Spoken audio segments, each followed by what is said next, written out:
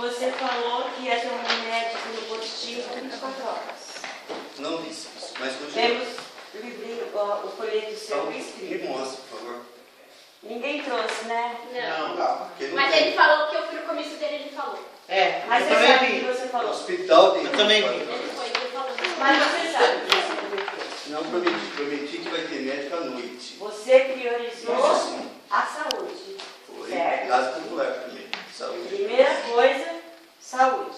Primeiro tem que ser a saúde. E por que nós estamos nessa situação? Saúde como, minha filha, que ele odeia pobre? E meia-noite para o postinho.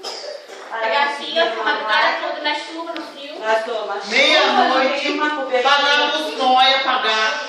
Deixa cada um saber. 6. Eu não coloquei agora? Passamos a noite em chuva, frio. Dá o tempo que for, a gente tem que ir. Você vai falar para mim, não precisa passar a noite lá, porque abre 7 horas. Só que o médico que tem lá, ele não dá conta da demanda do paciente. É verdade. Você concorda comigo? Claro.